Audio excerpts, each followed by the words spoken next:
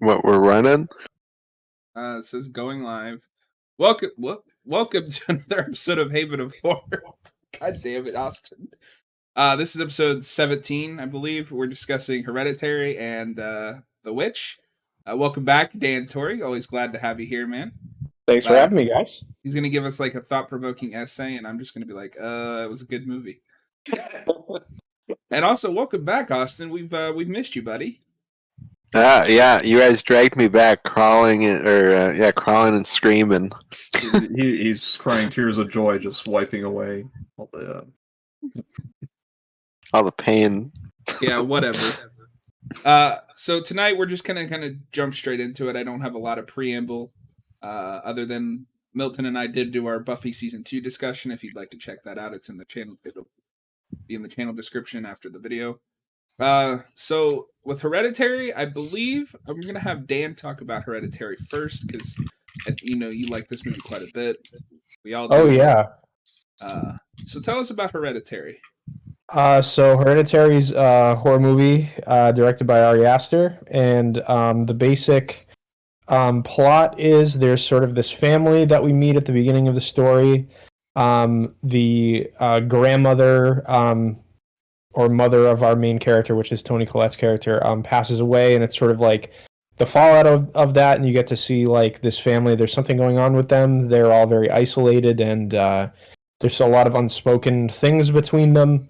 Eventually, as the film goes on, you figure out that the grandmother was involved in this satanic cult, and there's sort of like this this ritual that they did to have the one of the kings of hell inhabit the body of one of Toni Collette's children. So she has a lot of conflicted feelings about even being a mother, and it's a movie thematically about like a family that hates each other, and it's really interesting. Well, it's interesting because I think both of these movies kind of have like people in this that are terrible parents. Yes. But, like want to be better parents. Yeah. Good combo, Austin. For anyone who doesn't know, Austin put together all of the movies that we have reviewed, the combos. Well, it's funny because I just put them together because it's like two new big horror directors since their first film. But yeah, they actually do kind of maybe not parallel, but like they do have some similarities. It's kind of interesting. Out of the 3 picks, you've given us one good that we've had so far. Whatever. That's because you guys picked badly. Hey, we just spun a wheel, okay? A Quiet Place was actually pretty good. If you guys haven't seen it, you should watch it. It's pretty good. You guys got to watch Blade, so get the fuck out of here. But anyway, this is on to Hereditary. But yeah, this is very much about a family who kind of hates each other. And then, of course, it's also very much about grief. To the point of the grief scenes almost made me uncomfortable just because of how good they are, and I'm just like, stop! You're too good at this. Yeah, the most horrifying scene in the entire movie is because the daughter dies in the film, and Toni Collette's like screaming when she finds the body. Yeah, when she's like on the floor and the dad is like holding her. Yeah. Yeah, and the way it's cut, like. It could have come off as like funny because it like just cuts straight to her just like screeching, but her performance is so good that like it's really powerful. It is. She in many ways carries this movie. I think you put like an actress of any lesser quality, the movie would still be good, but it wouldn't be like remembered as well remembered as it is because of her. Not at all. She knocks it out of the park, and thank goodness she is as good as she is, considering how much screen time we give to the character, and that we need to give to her. Considering the theming of, the idea of hereditary sin or fault or something like that seems to get passed down from like generation to generation. At least that's my interpretation of like some of the theming here, just based on especially the title. Oh yeah, I think that's definitely a thing. I mean, like she passes down a bunch of different sort of burdens to her family. Like her kids clearly have mental health problems just like she did, and like she says her brother did, and that seems to be a thing that runs in her side of the family, and the family all kind of blames her for the distance between them because of how like she let the mother get her hooks into the kids, at least the second one, and all of that kind of stuff. So, yeah, I think it definitely is about like what parents pass on to their kids, from generation to generation, not just genetically, but like the trauma that they experience, how that affects them, that sort of stuff. Hello, Noah. Good to see you as always, and you as well, Josh. Pretty regular viewers over on the channel. Yep. So we appreciate that. There's definitely a heavy matriarchal element to this, certainly. Absolutely. Or like the dominant female voice. It's like the best stuff can come from that, but also some of the worst stuff as well, just based on how you were reared and what your focus is. If you're focusing on trying to bring up a devil, essentially, chances are it's going to affect everyone else in your family. Considering we foreshadow certainly the whole insanity and possession thing, like early on when she references the idea of like insanity within the family because of the many different attempts that I think Tony Glutt's brother had. Well, that's one of the best things about this movie is the attention to detail. Like, you notice it more and more on rewatches, but like even stuff like you'll see like just random like footprints around the house of like cultists that like are like clearly like spying on them and stuff, and like the because at the end of the film there's a bunch of nude cultists at the house, and like people show up like just in the background of scenes throughout the movie. Yeah, one of my favorite instances of that is there's a scene where the son is sort of in his room smoking a bowl, and he like opens the window to blow the smoke out, and the camera shifts to like an outside perspective, and just off screen you can hear and see like cold breath in the wind, like watching him. And that's one of the things I noticed on a repeat viewing because it happens like quickly. And there's also like when they're at the funeral, there's like people that give them like weird looks, and then if you like notice later on in the film, they're the same people that are nude at the house, so they've been like involved ever since like the very early scenes of the movie. I don't know, it's really cool. Yeah, well, it's funny because a big complaint this film got, at least that I've heard since it came out, is that the cult stuff just kind of like pops up out of nowhere at the end. But I think like maybe people missed stuff, and then when you go on repeat viewings, like it's like, oh yeah, it's all throughout the film. They're setting everything up. That's why I think there's so much foreshadowing. Yeah, I think a repeat viewing definitely allows you to see the puzzle pieces. Like once you see the picture at the end, you're able to kind of see how it was built piece by piece as the movie goes on. Like a model house, yeah. Yeah. Yeah. I see what you did there. Yeah, I mean, I remember the first time I watched this because I had been hearing about it, but I'm not usually a guy that watches like possession films. I find most of them are pretty typical and like boring, and I can see what's going to happen. This movie shocked me the first time I watched it, and then like in a good way. So I got to give it props for that.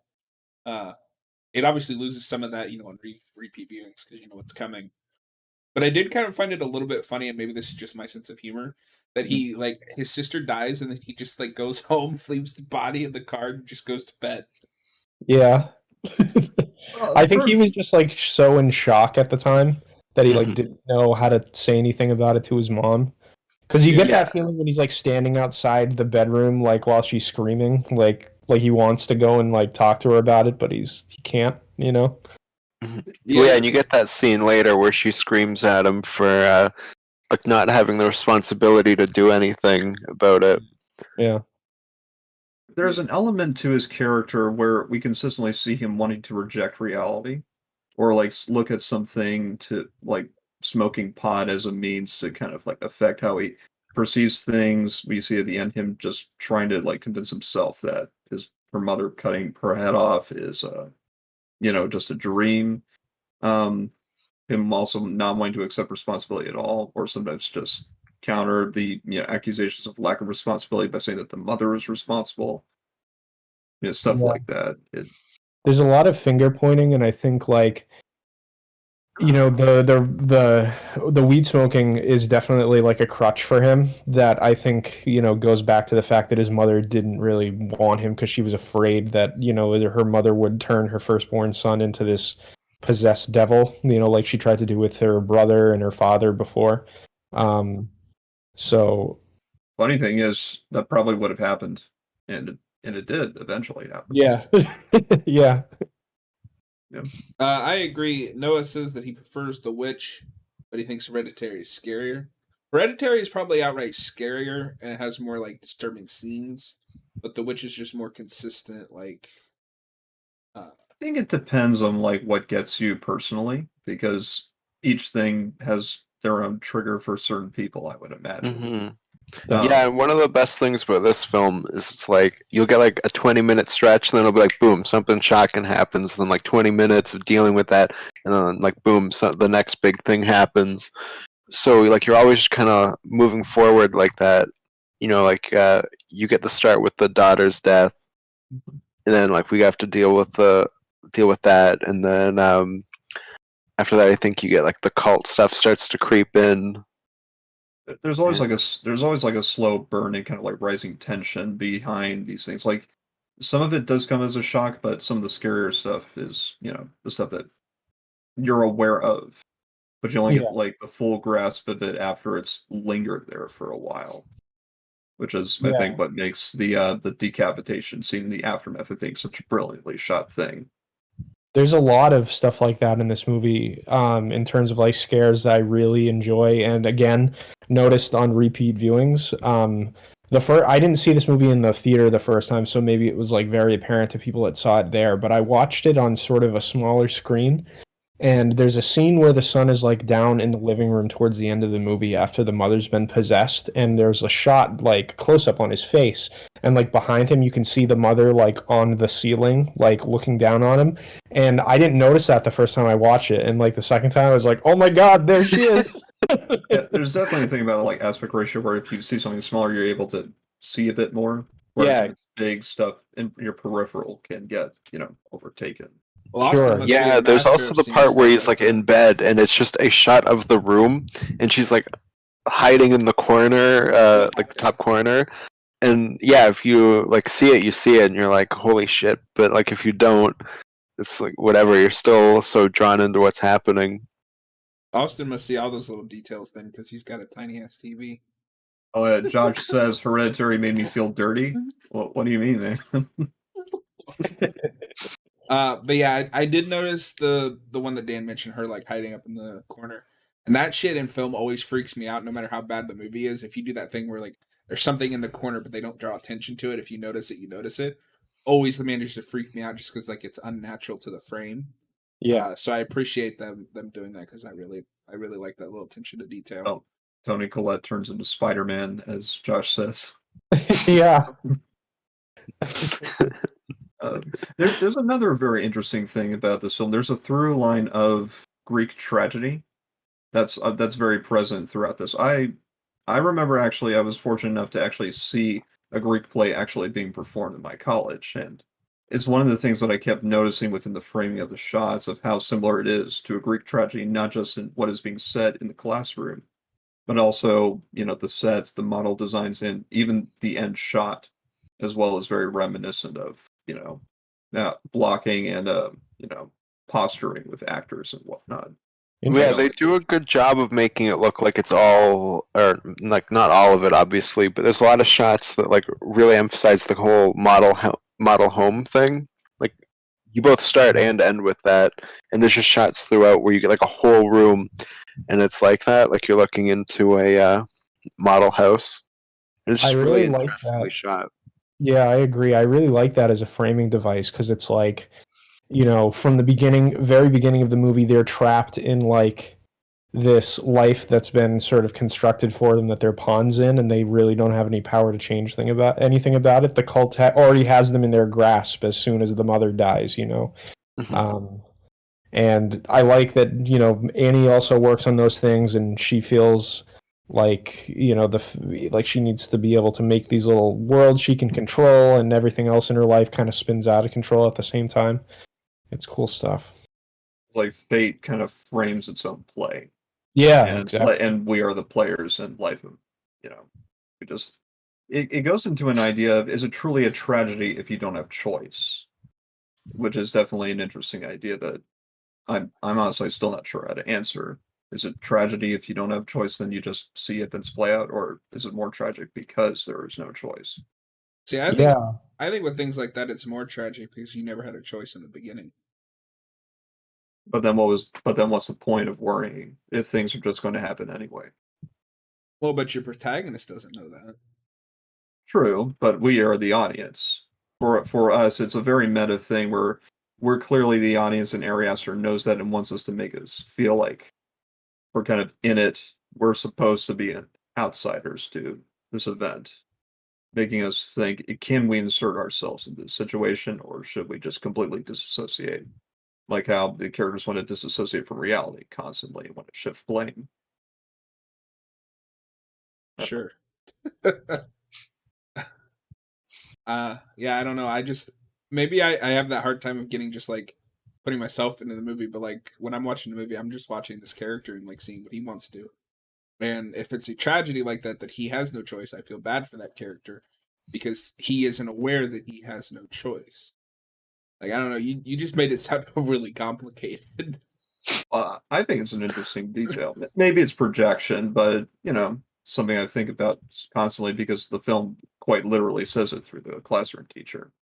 Yeah, I mean, I don't think you're wrong about that in the sense that Annie's character like thing that like the burden she carries throughout the whole movie is like the choices she made as a parent and like how many of them were poor and like her kids don't let that let her live that down even though it's unsaid. Like she carries that burden with her still even though everyone like acts like everything's fine and they like have dinner together and put on the show that there's no tension between them, but it's always underlying. um and she thought she could just kind of run away from that. And so did the kids too. They kind of go into their own little private worlds to escape from confronting it. But that's on medication all the time too, so there's Yeah, that. yeah.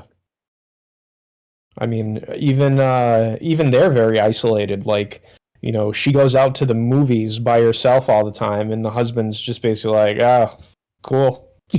Like, Yeah. he doesn't try to like go with her because I think he inherently realizes that like she needs time away from him, but they don't really spend all that much time like together at all in the movie, and whenever they're together, they kind of are at each other's throats.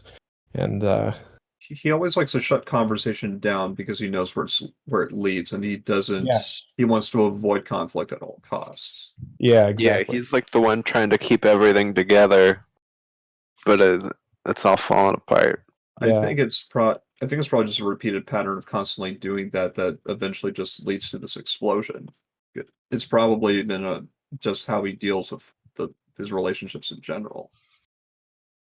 Well, yeah. I mean, I think it's interesting. Like, many of these characters thought they could just, run away from the associations they have with their parents as well. Like Annie thought she could just, forget the fact that her mother was this like crazy devil worshiper person and move forward with her life, but that wasn't possible, unfortunately. You always have to kind of deal with the hand that life deals you, I suppose. So come to terms with it and try to, adapt. Yeah. Josh says that it was a great framing device, talking about the model house thing. I also think this movie really preys on people who have children and people who are scared of shadows. Also, originally, the initial cut of the film, it was revealed that the husband used to be Annie's therapist. Oh, really? That's very interesting. Although, I don't know. Would that have enhanced the film if we had seen that? Well, it's definitely like I know in the therapist profession that's like highly unethical.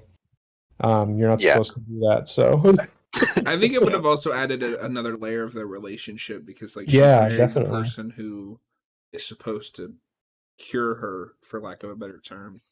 Yeah.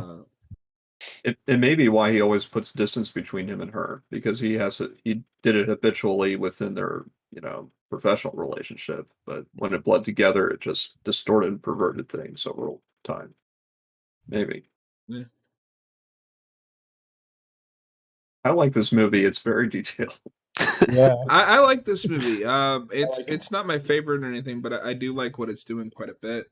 The little girl also. So I don't know anything about like what people speculate about this movie or anything, but is the idea that she is possessed at the beginning because she's really fucking weird. Like, Yeah, she's supposed yes, to she's be. possessed. Yeah. Yeah, because like the king of hell that they summon, Payman, he needs to be in the body of a male host, and Annie wouldn't let the king's like spirit go into her first kid, but the mother did that with the second one, and it like made her all like disfigured in the way that she is and socially awkward because like it's that king's spirit in the wrong body. It's like, I don't want to be trapped in these women. I want a man's body. Yeah, like That kind of thing. he like in the film they mentioned that like the grandmother would like breastfeed the young little girl when she was a baby, and then like all that stuff started like happening to her. So I would imagine the ritual involved her like breastfeeding and like because they call her like the queen at the end when there's like the two pictures of them. There's the king and the grandmother is supposed to be the queen. Yeah. oh, interesting. Yeah, Kind of well, you passing get from that like grandmother to placemat mother. because her name is Charlie, and there's like a placemat that was made for this Charles when it was supposed to be like they thought it would be a boy because they needed like the second child to be a boy to put him in. Yeah, Yeah. and it's also interesting too because when you see the kind of demon guy, you see like a drawing of him, and he's holding the like heads of 3 decapitated women. Mm-hmm. And then, of course, you have like the daughter, Toni Collette, and the grandmother. They're all decapitated throughout the film, and their heads are like all there in the final scene when the son becomes possessed. Yeah, all that stuff is really cool. I a while ago I forget all like a lot of it off the top of my head now, but when I saw this movie for the first time, I was looking up into like the actual Christian mythology surrounding this stuff, and it's pretty on point from what I remember in terms of like Payman is one of the real kings of hell, and he has like a specific role and all that stuff. So Yeah, like apparently he's, according to the Goetia and Wire, apparently he's like subservient to Lucifer almost directly, at least yeah, according to those texts. Yeah, yeah, in that sort of occultist kind of thing. There's also like references to like Mesopotamian mythology with that as well, and there's a lot of history behind this character, and occasionally makes an appearance in video games for whatever reason. So oh, interesting. That doesn't surprise me. Video games pull from all kinds of mythologies Yep. all the time. it's mostly anime stuff and Japanese stuff. So there you go. Scare off Austin again. Where's my hang up button? We You ever did heard the of Shin Vampire Hunter Megami D Tensei? movies, and Austin was like, I can't come on the show anymore. But no, there's a very rich history for this sort of thing. It also goes a bit into as well the witch, but in a different blend of that sort of Yeah. occultist history kind of thing, with like Enochian language and text and whatnot. Yeah, absolutely. So with this film, it obviously deals with mental issues quite a bit as well. What do you guys think? Is there actually a demon? And I might have missed something, or is it all in this like family's head? Oh, there's definitely like a demon. If we're to take what we see seriously, and sometimes we can't. Sometimes we're immersed into the world that the characters see, and maybe then it is in our heads. But to this point, it doesn't matter. People still die. I think though that there is. I think this is like elevated supernatural horror where Payman really does come into play. Yeah, I I think mean, in you the see plot people of the flying movie, and stuff. yeah, I think in the plot of the movie, it's definitely there, but you're onto something in the sense that I think the demon is supposed to be a metaphor for passing down mental illness from like generation to generation. Like the grandmother was the first one that manifested it, then her daughter tried to like get away from that, and she still like has anxiety issues. She goes to the group therapy sessions. And then the son dissociates from reality, like you were mentioning earlier, and the Charlie is like socially awkward and all that sort of stuff. So it's like the demon touches all of the people that have that sort of mental illness. Like the father, like he seems to be normal enough, and he doesn't. I mean, he just gets killed by it. He never gets possessed by it. You know what I mean? So He gets fucking that's the way I understand barbecued. Alternatively, Peter just took a really fat bong rib and he just Solid ripped bad. out hard. Josh For 2 says that days. there's definitely a demon, but there's also something inherently off about the mental stability about the family. Paimon might represent. Yeah, I mean, Yeah. so that's what we were saying. Yeah. Yeah, I mean, I think there really is a demon, but I think it's what Dan said is that as much as there is a literal demon, the real demon is just this history of mental illness and this fucked up family. Because I mean, this is one of the like most fucked up families on film I've seen in a long time. Yeah, and they're like not stereotypically like fucked up. No, it's not like Family Guy.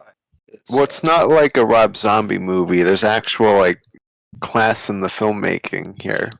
But it's very relatable issues with family resentment. Yeah, it's like, just people that don't really know how to communicate with each other. It's realistic in that way, and I really enjoyed the family dynamic because of that. It's not like, oh, the dad like beats everyone in the family. Like it's not that obvious. It's like he just doesn't let them discuss their problems between each other well enough in order for them to move on past them as a family. And all of them contribute to the lack of communication in some ways, you know. I love that aspect of it. And no real discipline either. He gives his orders if he gets frustrated, but then he doesn't do anything. If his children, I don't know, do something bad. Yeah, he seemed kind of checked out by the time the movie starts. Like the way he like gives the son the suit at the beginning. He's like, "All right, here's your suit. My mother-in-law just died." I know he should be celebrating. His mother-in-law just died. Well, and what I like with his character progression is just him getting more and more frustrated with his wife. Yeah. Especially once their daughter dies and she just keeps continually doing crazy shit. Yeah. Like the seance and all this other stuff. And then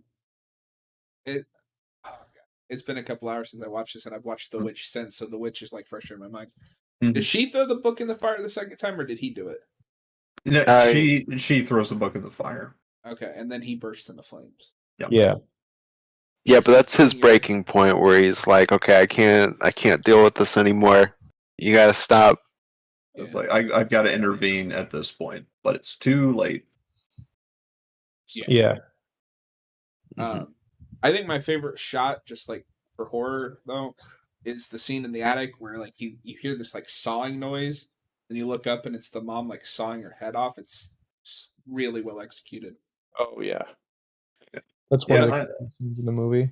Yeah, definitely with character archetypes. There's also references to Agamemnon and his story, and if anybody knows the mythology around this story, Agamemnon pretty much comes back and to his wife, and his wife is crazy and starts, just killing members of the family. So I think that there's definitely an archetype with the father's character, with inserting him into like the role of Agamemnon. I'm wondering if there are other archetypes here as well. It just requires more research. Sure. Yeah. I wonder. Milton has been waiting for this moment. He's pulling up like proper scripture, like name dropping the Scorpion King over here.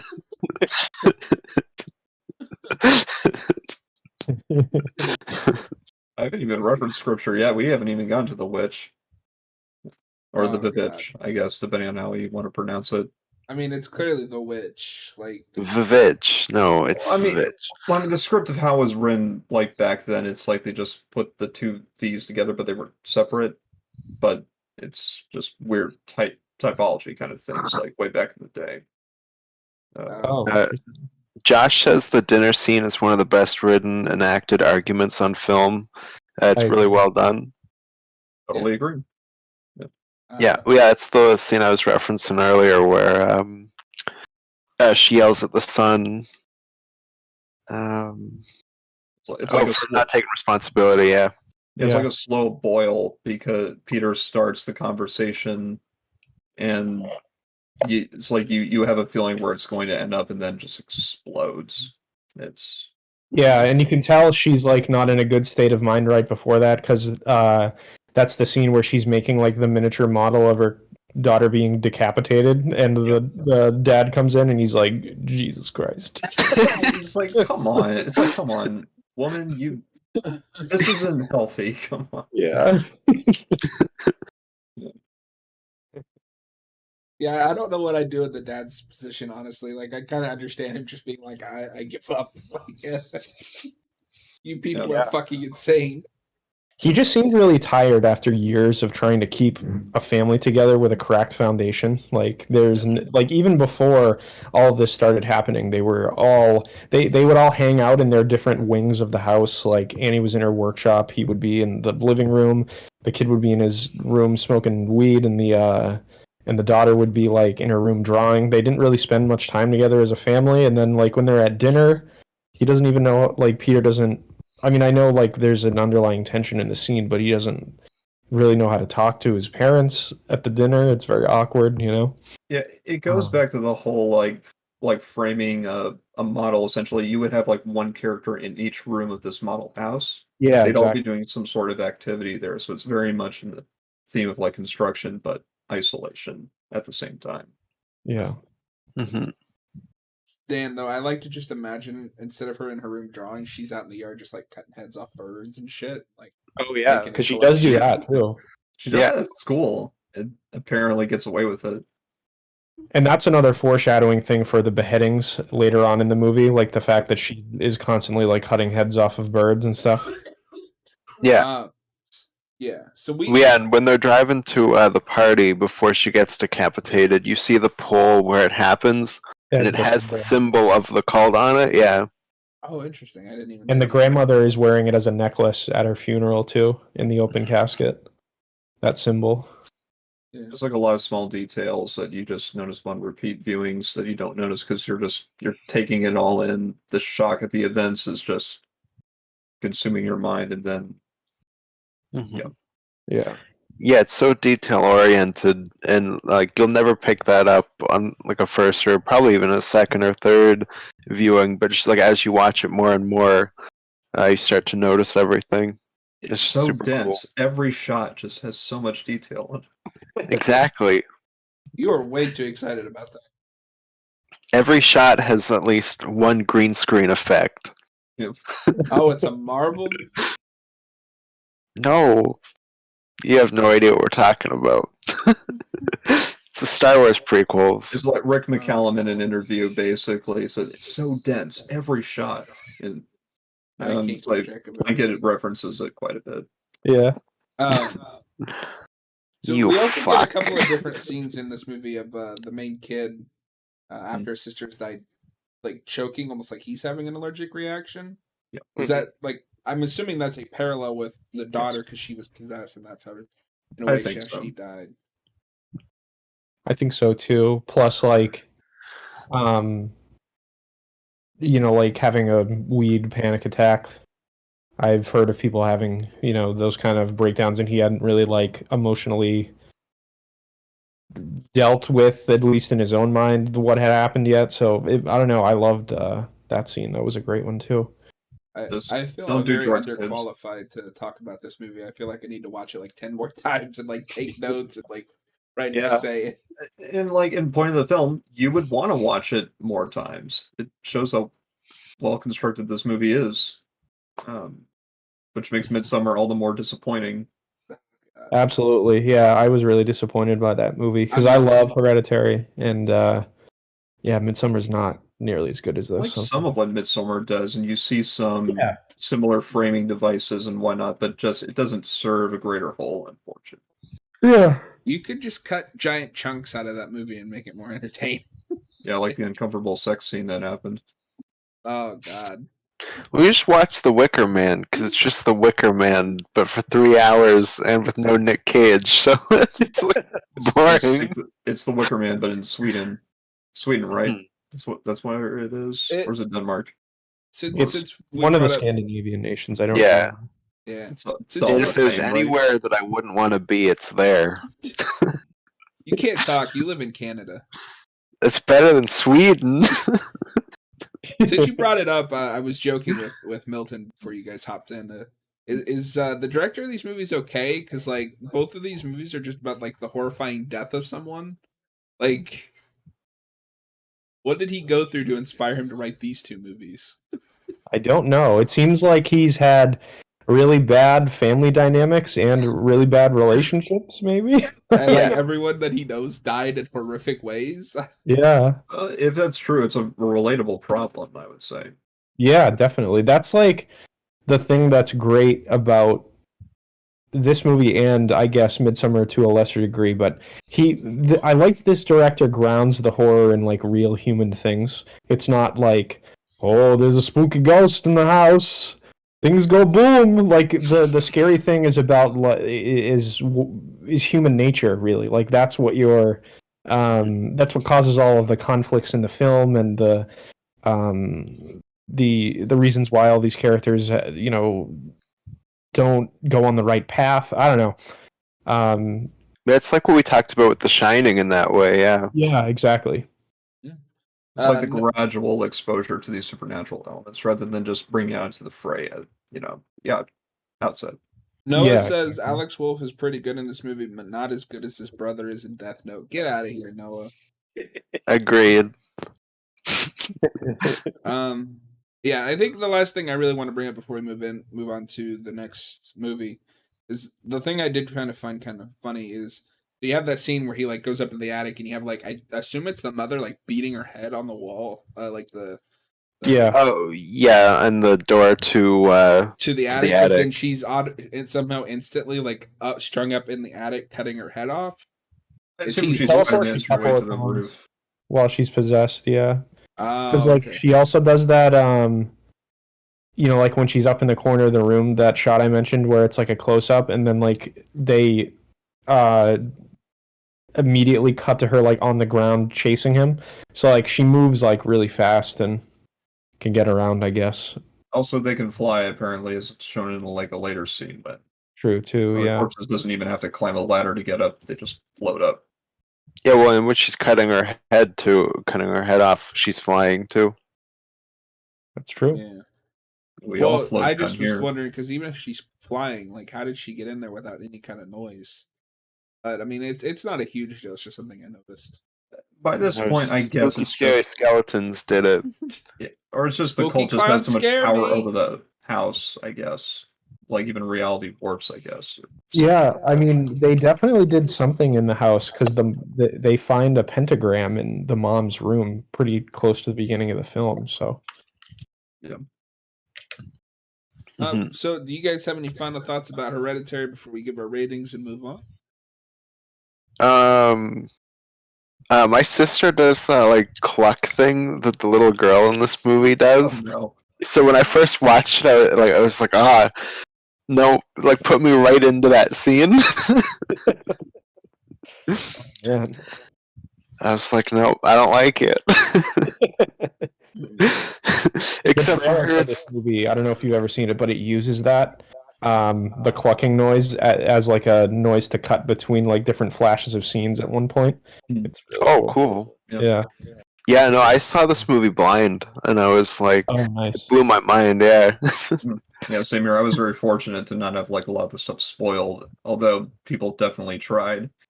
I didn't watch this in theaters. I watched it, in a dark room alone. Yeah, same.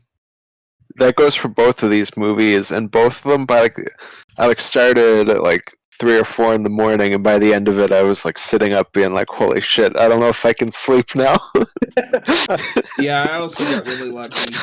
I had heard like slight things about the beheading scene with the little girl, but I didn't know enough to know what they were talking about. So I was fortunate not to have this spoiled. And then, of course, The Witch I watched on a whim a couple months ago. Austin was like, "Just watch it already." You like The Lighthouse? Watch his other movie. All I'll say is, if you're doing drugs, stop it. Get some help. Yeah, I think this is definitely one of my favorite recent horror movies to come out. This is one of the most memorable. Like I remember Martin Scorsese saying this is like one of his favorite movies to come out in recent years, and I think it deserves kind of all the hype. It's amazing. Yeah. Mm-hmm. Yeah, it's really good. Although Yeah, I think this and the two Eggers films are like my three favorite horror films in the last like probably decade, honestly. Oh, absolutely. Yeah, I Not feel more, yeah. Yeah, this is like up there with The Exorcist and to a certain extent Rosemary's Baby. Rosemary's Baby is great too. Yeah. Too. Yeah. I need to. I still need to see that. Yeah, I mean, I agree that both of these are really good, and Lighthouse, of course, as well is awesome. But we're saving that for another video. Yeah. It just kind of makes me bummed that the state most horror is in right now, because occasionally you'll get some good stuff like It Chapter 1. However you feel about that, I mean, it's a pretty good film. Stuff like that, but you don't get things like this that are grounded enough. Like, don't get me wrong, I like the out there schlock stuff, but I like to have like a balance between, like, say your Jason X's and this, you know. Exactly. Yeah. Well, yeah, if we did get more stuff like this, then we would start complaining that it gets samey after a while. But I don't know. It just depends on what you receive. No, I don't mean this exact kind of movie. I just mean movies of this quality. Oh, well. Yeah, one of my things is so like so much modern horrors, like the jump scare stuff, like even like It Chapter 1, like I like that movie more for the characters. Like the horror stuff kind of holds it down a bit, but the characters are really good. But like this, it's like Dan said, you get stuff like, oh, the mom's in the corner. If you see it, you're like, holy shit. Yeah, that's freaky. The closest you really get to like a proper jump scare is when she then like runs out of the corner. But that only really got me like the first time. The second time I knew it was coming, so I was like, "Oh God!" Like here it comes. Like yeah. I'm freaking out, and then it happened, and I was like, it didn't catch me as much because I knew where she was coming from, so I noticed her earlier in the scene, and I was just like, "Oh God." So it wasn't even a jump scare at that point, but it was still freaky. And I don't know, more modern horror needs to be like that. Like just having things jump at the camera isn't scary. Well, yeah, forget about like why that stuff is scary, because it's like you have to build tension and then pay it off with stuff like that. Mm-hmm. And I feel like what they do in a lot of the like jump scare horror movies I've seen, at least, it's just kind of like, here's a spooky thing and it's loud and it's close to the camera.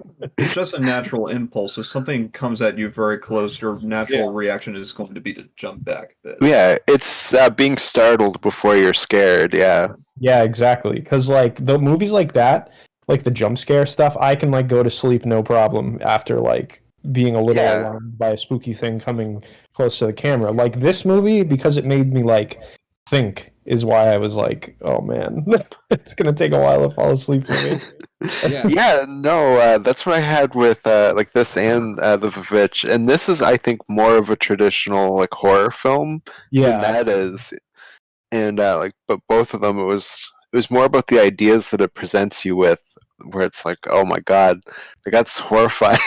Yeah. How do you make a treehouse in of itself scary? But this film does that. That's a treehouse of horror, yeah. It's true. You just had to work that in some way. He's been waiting like all night. He set me up. I know. Where can I make it up for you?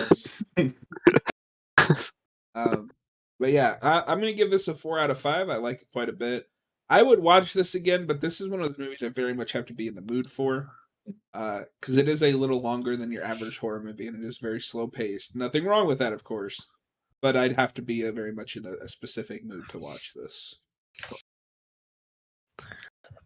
Mm-hmm. All right, Austin. I'm conflicted. I'm stuck between like a 4.5 and a 5, and I'm not sure which to go for.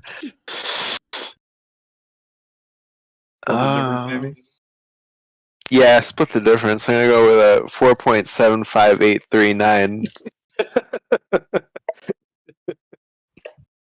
Oh, you're impossible.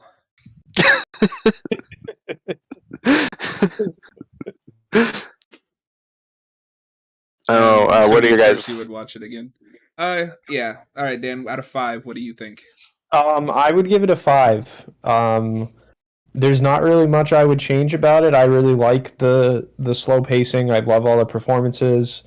We talked about Toni Collette the most because she's like the big standout, but I think all the other actors do a really good job. I think the son, especially, is probably the second best performance in the movie. I really liked him in this. So yeah, I would definitely recommend it. If you like psychological, slow-paced, slow-burn, tension-building kind of movies about families that hate each other. Apparently, that's the kind of horror movie I like the most.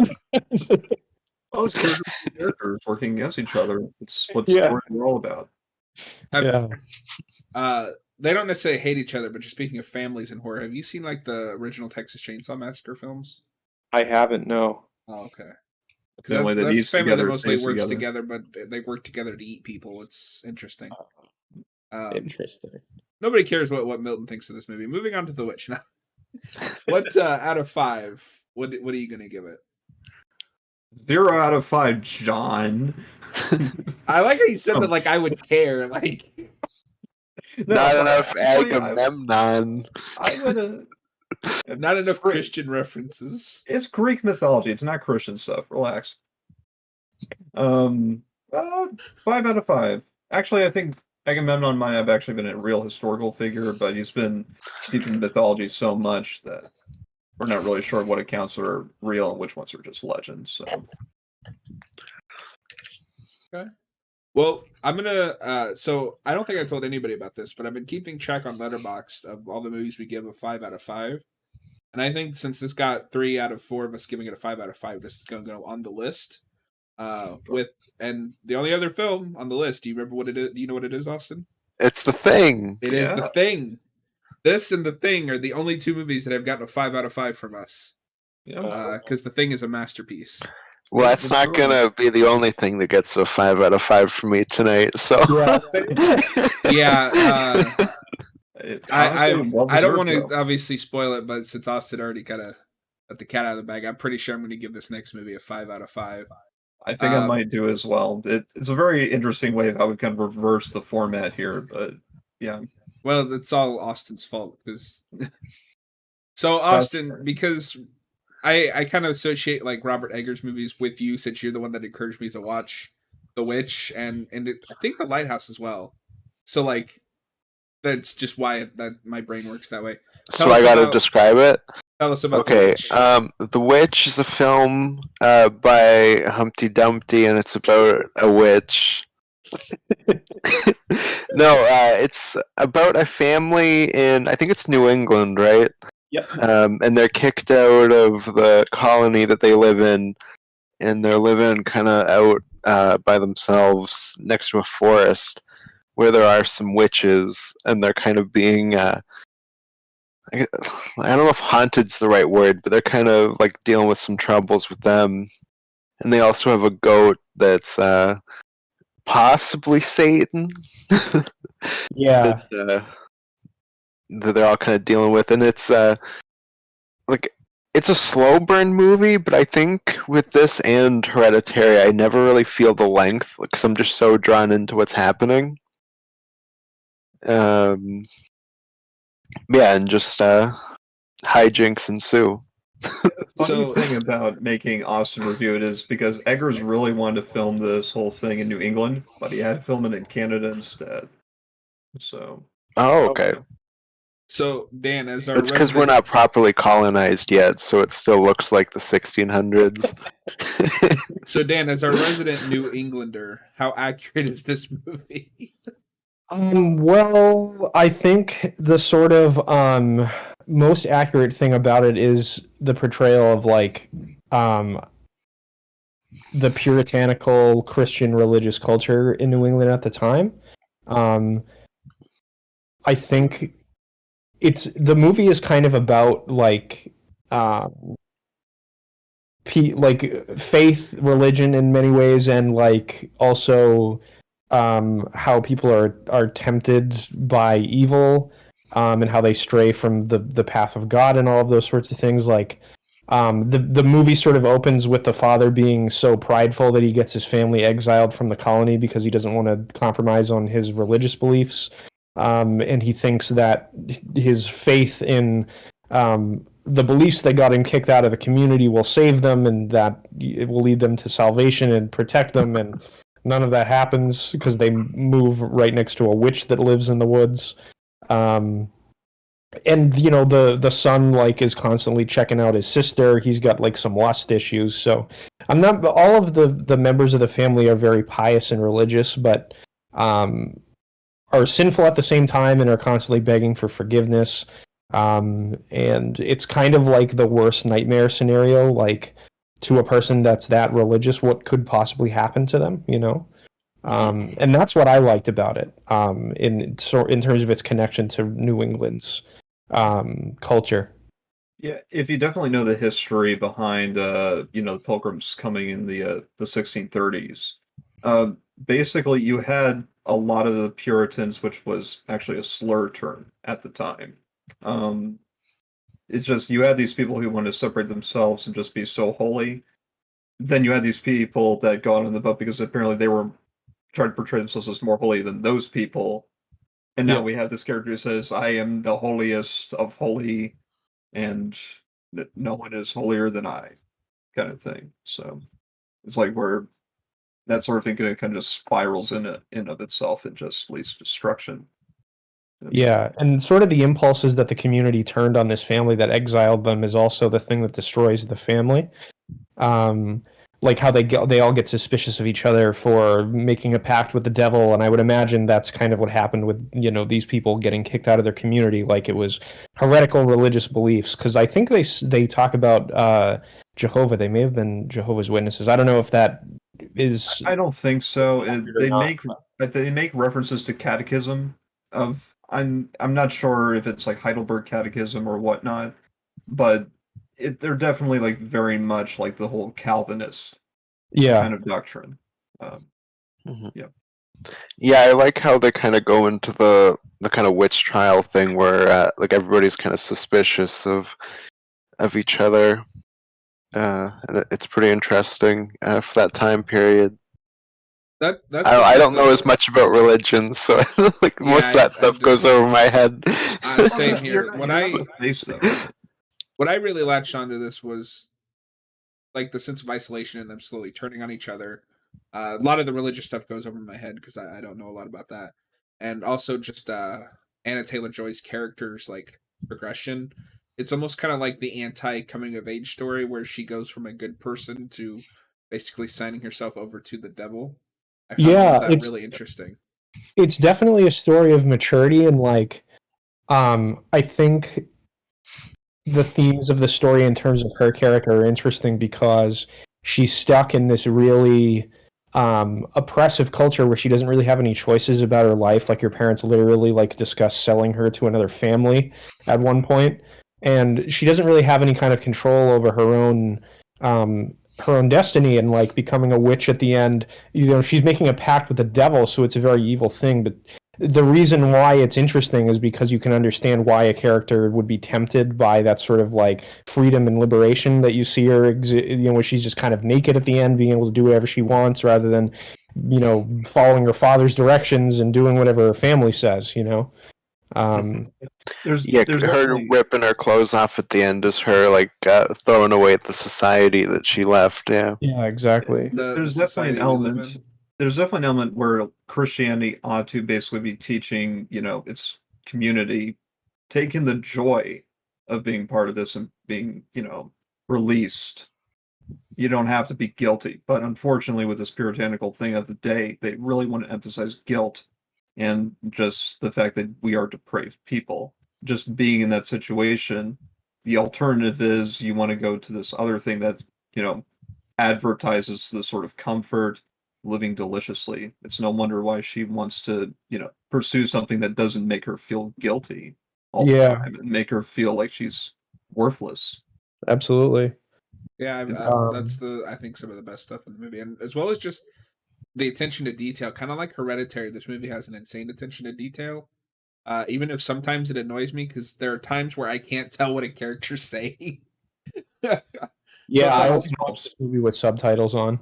I had to as well, but I have that with both of his films, especially The Lighthouse. When those two start going on, I can't tell what they're saying. I've read old English stuff. It gets difficult because sometimes the text it gets so wordy, and the typology is very different from like what we understand the English language to be. Yeah, I love that they didn't modernize the dialogue. I do too. I just at times it's like, what are you saying? It's like, is it that, or is it the fact that the father's voice is like this? It might also be partly the father's accent, but I will say, so I think Anna Taylor-Joy. His voice is so cool. It is. It's so cool.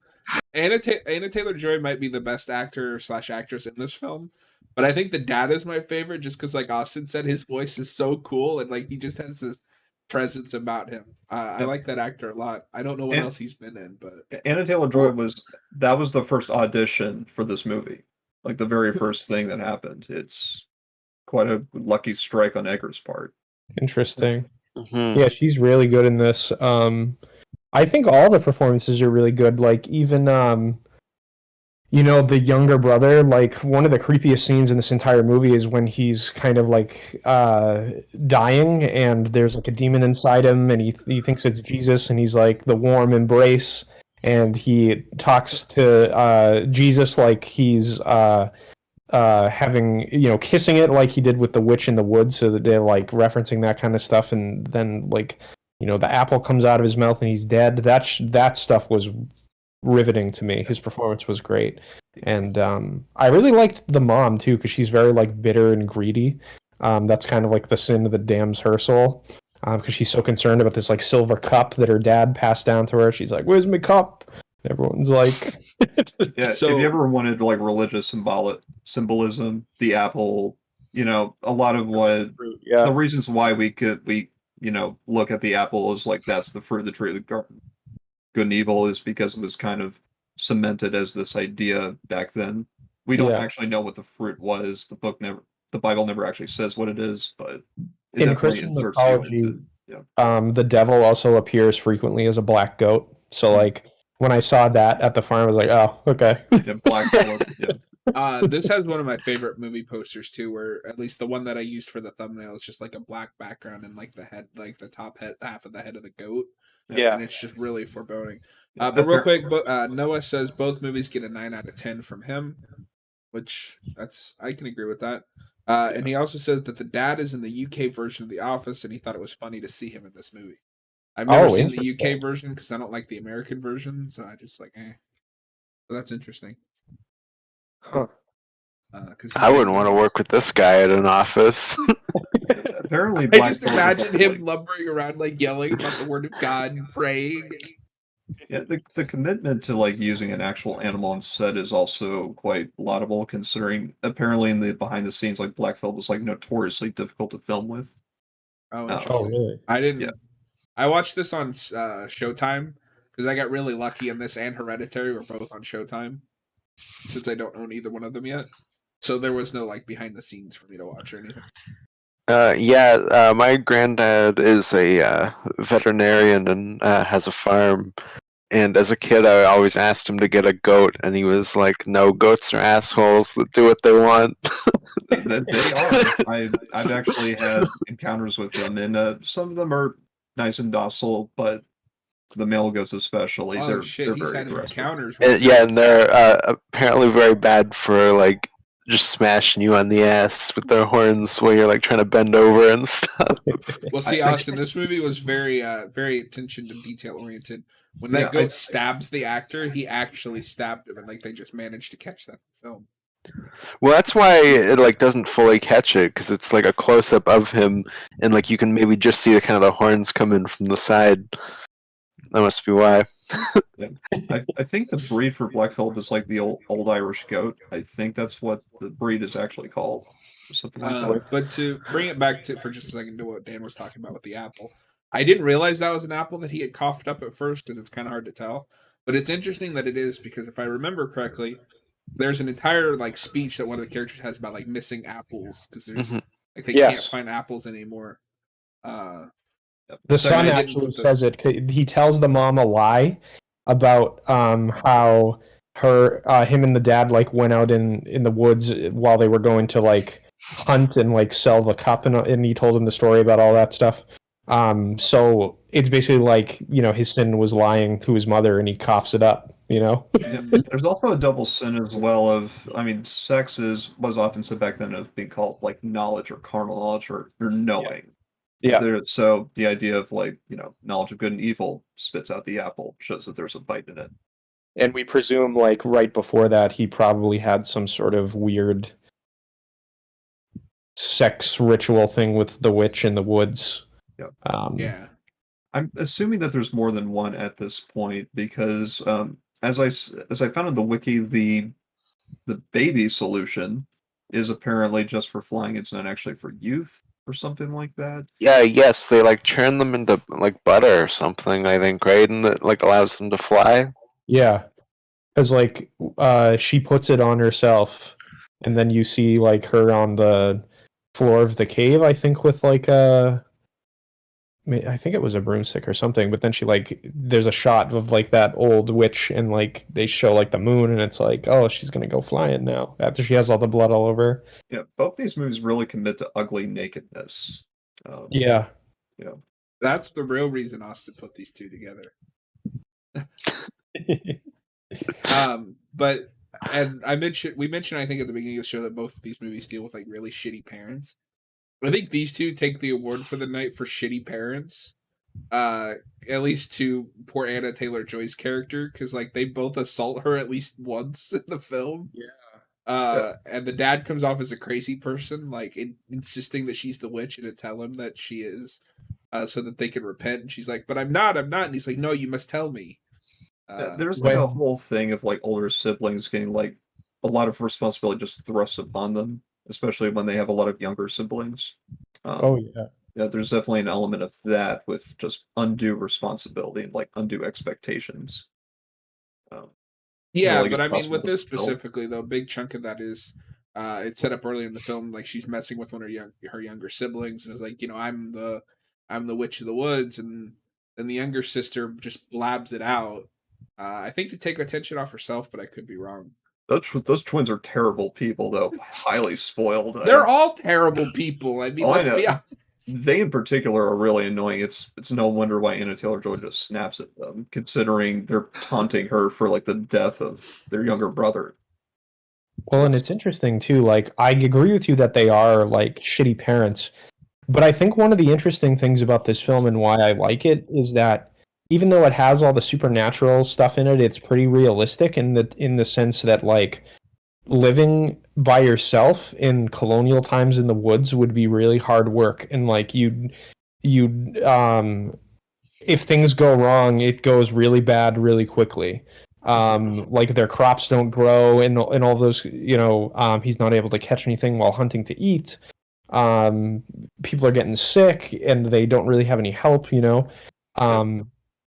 It's like the choices they have to make are shitty, but like, for example, when they were like making the choice to whether or not they should sell their daughter, like, as a wife or a servant or whatever, I don't know exactly what the implication was, but to have her go care for another family, like their idea was, well, either she goes or we starve. Those are the choices they have to make. Yeah, I mean, I assumed it was for marriage because they have That's like what I thought, the whole too. reason that they're talking about that is because she's become of a certain age.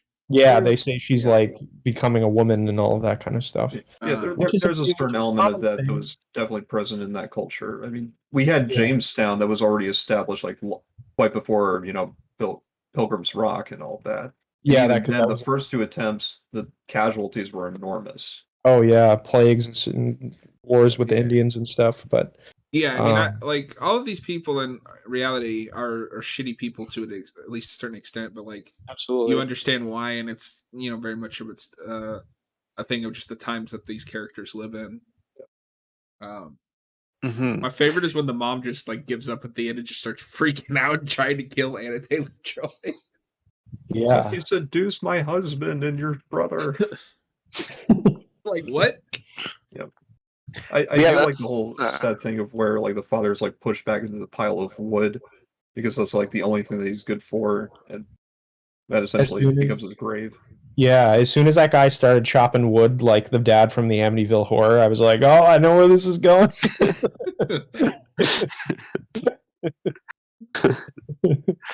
Oh yeah, and it shocked me the first time when he gets gored by the by Black Phillip. Like it just like comes out of nowhere. It's like holy shit.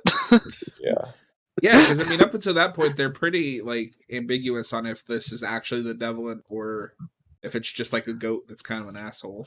I think. Well, I kind of saw it as ambiguous throughout the film until obviously the end, where the first time I watched it, it was like 5:30 in the morning at that point, and just like all the hairs on my back stood up, and I was like, "Oh my god, holy shit!" When he starts talking. Although Austin, you know what I couldn't stop thinking about this time when I was watching it because I knew that the goat was like evil. Drag Me to Hell. I couldn't stop thinking about the talking goat scene. I love the touch of just the devil becomes a nobleman, because in a lot of the literature of the time and illustrations, the devil was shown to be this charming gentleman sometimes. Yeah. It's kind of like the Dracula thing too, right? Like, because he seduces her with promises of like living deliciously, like being able to have luxuries like butter that she didn't. I mean, they were just eating bread out in this shack in the woods because of their dad. Like he like tempts her with the finer things in life. That's what he kind of promises her. So I agree with you. It makes a lot of sense that he appears as someone that has all of those sorts of things as a demonstration to her, like this is what I offer. And I kept looking at the credits to see who was the actor who portrayed the nobleman, in body, but for whatever reason, he's not credited inside the actual movie. Oh, that's awesome. That reminds me of like the old Universal horror films where you get like a question mark instead of an actor's name for the monster. Yeah, I did eventually find it, but I forgot. So, do your own research, I guess. Mm-hmm. Well, he's based off of Pan, right? Like the demon goat creature. Kind of. I could see that bringing in a little Greek mythology. A lot of like Christian, stuff like that, especially of the day, was like heavily informed by like the Renaissance period happened, and so we had a lot of resurgence of like Greco-Roman and adjacent stuff coming in to inform like these are the devils. They're represented by these ancient gods or demons or whatnot. So there's a bit of that. It could be Pan. We all know the moral of this movie. The moral of this movie is that people back in the old days were stupid, and they got what they deserved. And people today. No, the moral is don't trust twins. Twins are inherently evil. No, people are still just as stupid today as they were back then, just in different ways. But yeah, and this is also I got lucky and like I didn't know anything about this movie. I remember seeing like advertisements when it came out because this and some other movie but I never got around to it. Then just me and Austin were chatting in the Discord, and I was like, you know what, I'm just gonna put this on. Like, I love The Lighthouse. I should finally just buckle down and do this. So I was like, okay, is something gonna happen at some point?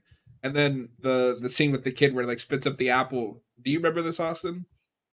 The scene with the apple happens. So I was like, oh, okay, I'm in. And by the end of the movie, I was like, okay, like this is good.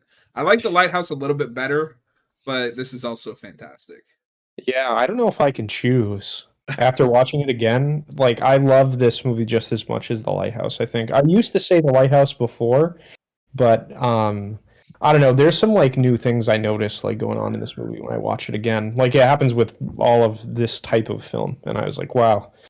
Yeah. We wouldn't have gone The Lighthouse without this movie. That's funny. I had the kind of opposite reaction where I was always like, The Lighthouse is really good, but The Witch is way better. And I don't know, I had a really good rewatch of The Lighthouse recently. And I'm like, they're like neck and neck. Yeah, I can't decide. They're really hard. You guys just need to eat William Dafoe's Lobster some more. Well, for me, with that one, because when I saw it in the theater, I was like, this is really good, but like The Witch is better. And then COVID happened, and I was kind of like stuck at my mom's for several months and couldn't leave or anything, like couldn't really go out anywhere. And I rewatched it and I was like, holy shit, this is like a masterpiece. Yeah, This is me right now. Isolation. Yeah. Yeah, I love movies just about like being isolated somewhere. And Yeah. for me with Lighthouse, it edges out a little bit, but that's mostly just because like Willem Dafoe is batshit crazy in that movie. So when I say I prefer Lighthouse just on a pure like entertainment level, that movie is, I think, just much crazier than this one is to a point. Well, that's the thing with this too, is when I saw it, I also saw it blind, and the big thing I heard was this movie's kind of boring.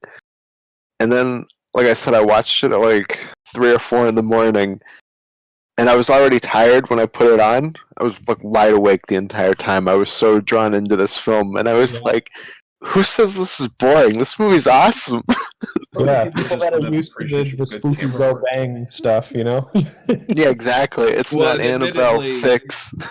And admittedly, this, like, I don't watch many movies like this. Like, I've said many times, I prefer the trashier, like, stupid films. But once in a while, I'll find something like this where I can really like appreciate the nuance to it.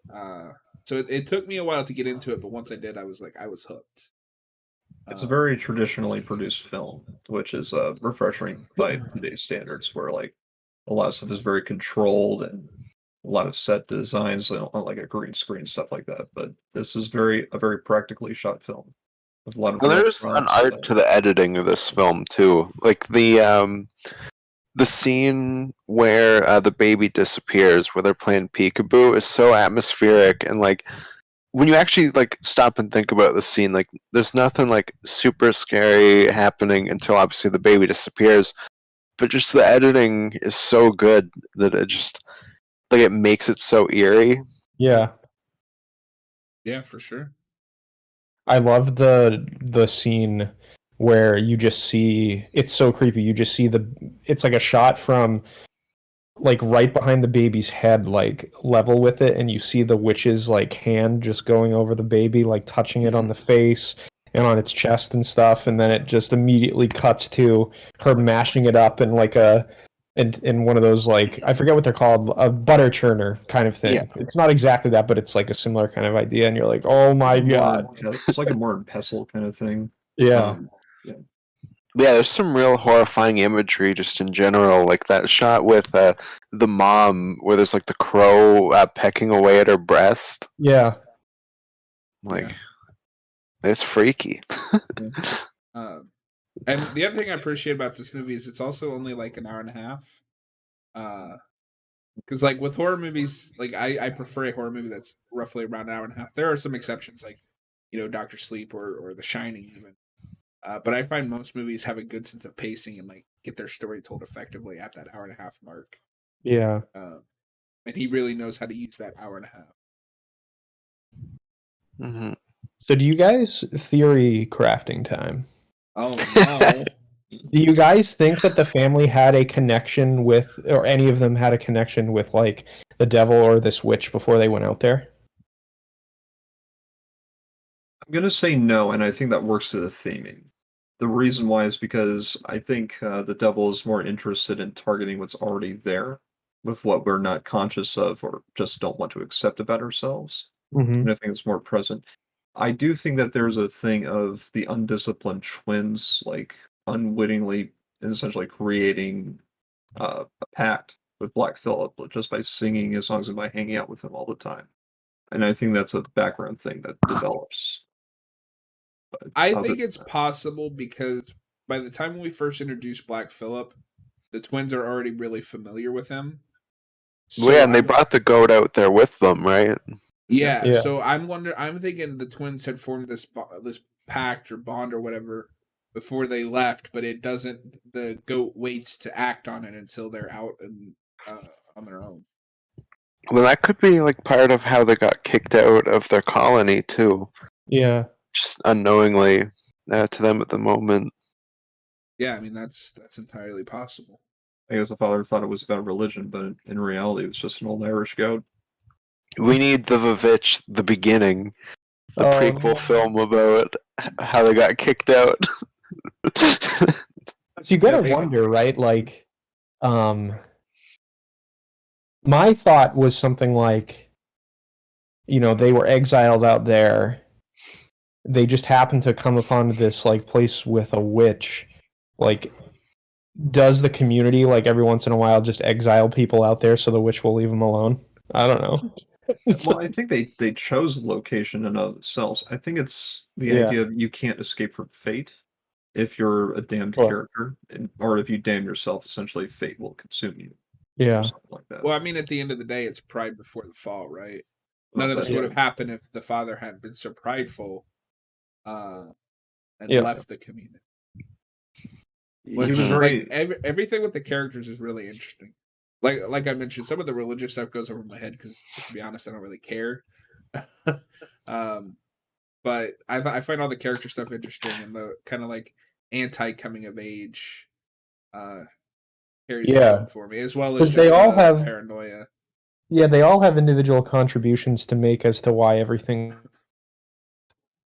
any single person's fault entirely.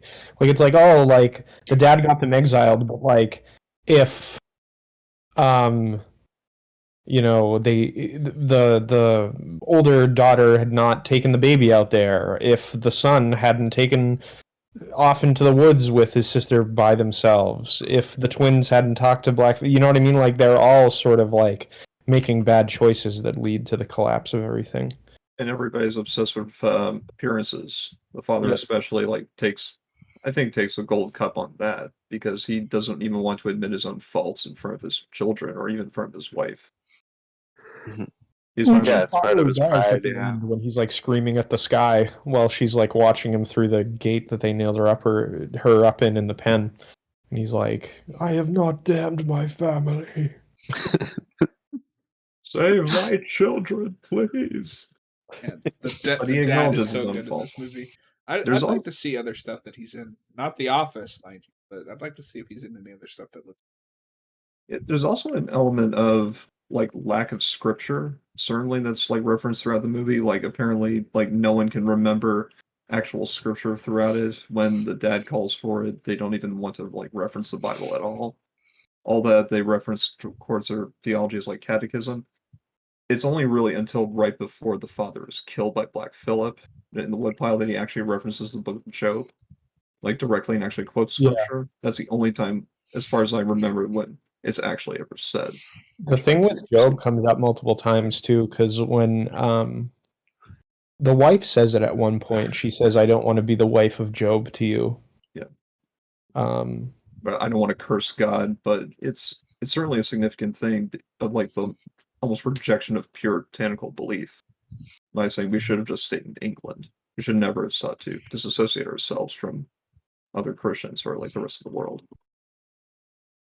yeah, it's sort of an exploration of what blind religious zealotry can do to you. Turns people into crazies. Yeah, it was the stuff I really liked with like just the suspicion of like which kid is the witch with the family, and it all makes them like turn on each other. Yeah, the dad's just like ready to kill all the kids too. Yeah, the part where he picks up the one twin and starts shaking him. Yeah. I thought he was the first time I watched this for a second there. I thought he was gonna kill Anna Taylor-Joy when he's like out in the yard with her, and I'm like, dude, you need to chill out. And then like 5 minutes later, her mom has her like on the ground, is like shaking her head into the dirt. Well, he essentially like leaves them for dead just by shutting them up with this allegedly cursed goat. So Yeah. Yeah. It's like he's a back and forth character where he himself doesn't understand what he's doing. It's time for you to go in the timeout area with the dead. But yeah, But I'm discovering more and more that I just like movies where people turn on each other, like fall apart due to paranoia. Oh yeah, Dan, you know what else religious zealotry leads to? What? In 10 years, the English Civil War happens, and the Puritans take over the government.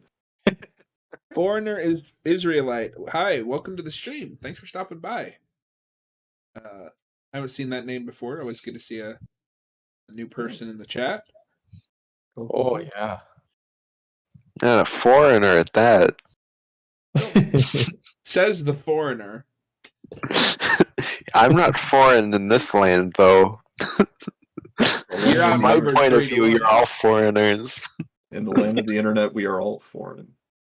Austin, well, actually, since you introduced the movie, talked about the movie at the start. Milton, final thoughts / rating. Final thoughts? Oh yeah. Concerning technical design, it's really cool that from my home state of Virginia, they bring in a guy to actually build these sets because he has experience in like Jamestown architecture and all that. So That's cool. the attention to detail is really spot on with like the thatch roof, like construction and the inner workings. This is stuff that people could actually make. And it brings into this idea of the father had to draw from the forest in order to actually make a home, which is a element that I think a lot of people can miss out on, just taking a set for granted. You know, he had to chop down trees from the forest, and the foundation was corrupt from the start. Yeah, for sure. And your rating. 5 out of 5. And I mean, I don't want to be so cavalier with these like perfect ratings, but this is a really good movie. And I don't know if you people can watch be it. cavalier when you've given 3 movies a 5 out of 5. Like, After saying you would never give a film a 5 out of 5 because no film deserves a perfect rating. Well, I have changed. You all have changed. You've seen the light, yeah. We have both this film and Hereditary. There's like nothing to change about them. Like they're just kind of perfect. And we don't get a lot of perfect films these days. It's breath of fresh air. See, with Milton, you got to remember that he's now sat through Underworld, and that changes the person. Makes you realize that there's a 1 out of 5 film out there, so there must be a 5 out of 5. Wouldn't give Underworld too much credit for anything, honestly. But anyway, I mean, we already kind of gave away how we feel about this movie, but I figured just for professionalism. Dan, go ahead and final thoughts in 5 out of 5. Oh yeah. So I really, really like this movie. I think it executes all of the thematic ideas it wants to play with masterfully. I think the choice to make the dialogue accurate to the period was really interesting. That was one of the things I found the most interesting about it the first time I watched it. I think it adds a lot to the sort of the religious stuff that it wants to go over, because it sounds like people that would realistically believe in all the things they believe in, and they're dealing with problems that those people from the time are dealing with. So I liked that authenticity a lot. I think it brings a lot of gravity to the film. And yeah, other than that, I'm going to give it a 5 out of 5 because it's great. You should watch it. I am also going to give it a 5 out of 5. I think there's a little something here for everyone, whether you come from someone, for instance, like Milton's background. He's very well versed in the religious aspects of this film and things like that, or someone like me who is more interested in just the base character stuff, like the isolation and the paranoia and the sort of coming of age story with Anna Taylor-Joy's character. So I'm going to give that a 5 out of 5 as well. And then the Canuck over here. 5 out of 5. I can't wait for the Northman this year. That's going to be great. Yeah, Dan and I were talking about that a little bit while we were waiting for you. Yeah. I forgot that comes out this year, though. Yeah, and Anya Taylor-Joy's in that, too. Oh, is she really? Yeah. Mm-hmm. That's awesome. Yeah, she's coming back, and Willem Dafoe's in it, too. So he's bringing in like a few people he's worked with, yeah.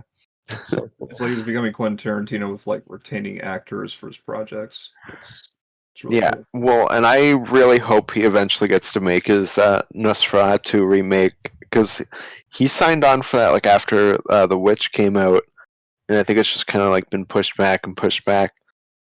But I really hope he's able to make that. I think that'd be really cool. Yeah. I need to see the other stuff that Anya Taylor-Joy has been in, because she also did New Mutants. Yeah, the best movie ever made. But no, she was also, I think, if I'm remembering correctly, she was also in a movie that portrayed Queen Victoria? No, not Queen Victoria. Queen's Gambit? No, it's... You talking about Emma? No, that's Jane Austen, man.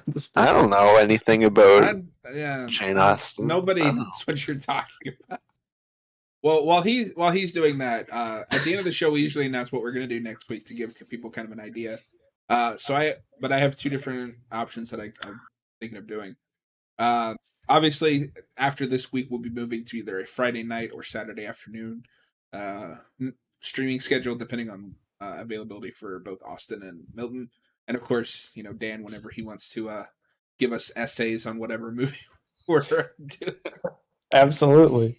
So before we pick, Austin, would you be available not this Saturday but next Saturday? I don't know. I'd have to look into it. Maybe. Because if you are, I would like to do Hellraiser and Nightmare on Elm Street. But I don't want to do those without you because you love both of those movies. Yeah, I can look into it to see if I can show up. Okay, so what we're going to do then, since he's non-committal. I was just asked on the spot. I don't know. Milton, go ahead and pull up the wheel. When it's just me and Milton, we just spin a wheel that has all the movie choices that Austin put together.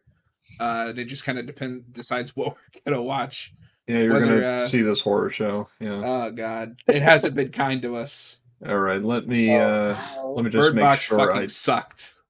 Let me just make sure that I took off. I mean, there's a lot of good movies in the stuff I put together, so there is. We just keep getting shitty options. Yeah. Okay, I think it's fine. All right, I will share it.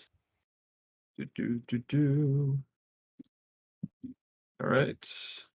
Let's see. Where's like big money, no whammies? Mm-hmm. Waiting for you all see it yet? No. I don't know what's wrong with the thing. Yeah, I got two purple squares. Yeah, so hang on. Let me try a different way. This show. There we go. Let's try this. Dan, I promise we're usually more professional. There we go. Okay. Dan's been on twice. He knows. He knows better than your lies. Right, so is that close enough? Can people see Yeah, it? we can see it. All right. Let's oh. You'll still see it? Yeah, but I have to like go in close to see it.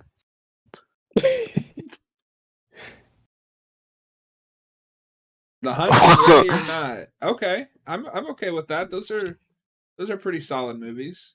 Alrighty then. I mean, one is. Which one do you like? I'm not sure, honestly. Ready or Not's pretty all right. Yeah, I like that movie quite a bit. The Hunt wasn't bad. I mean, it's a little dumb at times, but it was entertaining for an hour and a half. It's your first Blumhouse film, Milton. Good luck. No, it's not. What did we do? We did a Blumhouse film a couple weeks ago. Is it? Hang on, I gotta look this up. He's been giving me shit ever since we started the show because I don't hate Blumhouse movies. Oh, it's not because you don't hate them, it's because you love them. I don't love them, I just enjoy them, whether they're You suck their dick more than Sony's.